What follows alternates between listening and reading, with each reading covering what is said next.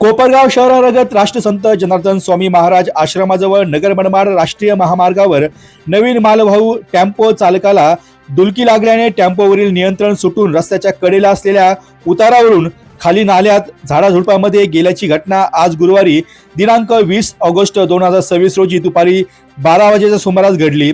सुदैवाने या घटनेत कोणताही जीवितहानी झाली नाही, तसेच वाहनांचेही कोणतेही नुकसान झाले नसल्याची माहिती समोर आली आहे। मिळालेल्या माहितीनुसार सदर मालवाहू टेम्पो नगर मनमाड राष्ट्रीय महामार्गावरून इंदोरच्या दिशेने जात होता। राष्ट्रसंत जनार्दन स्वामी महाराज आश्रमाजवळ आल्यानंतर चालकाला अचानक डुलकी लागल्याने त्याचे वाहनावरील नियंत्रण सुटले। त्यानंतर टेम्पो रस्त्याच्या कडेला असलेल्या उतारावरून खाली जात नाल्यातील झाडाझुडपामध्ये अडकला। घटनेची माहिती मिळताच शहर वाहतूक पोलीस दिगंबर शेलार यांनी तातडीने घटनास्थळी धाव घेतली। त्यांनी परिस्थितीची पाहणी करून वाहन चालकाला मदत केली। त्यानंतर क्रेनच्या साह्याने झाडाझुडपामधील अडकलेला टेम्पो बाहेर काढून पुन्हा रस्त्यावर आणण्यात आला।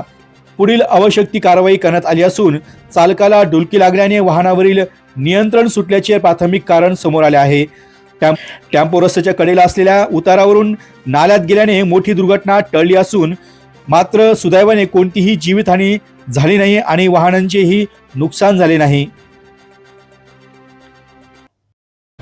डी न्यूज वृत्तवाहिनी सामाजिक, शैक्षणिक, राजकीय, धार्मिक, सहकार, सांस्कृतिक, कृषी या सर्व चालू घडामोडींचा वेध घेणारी वृत्तवाहिनी डी न्यूज वृत्तवाहिनी, वेध वर्तमानाचा।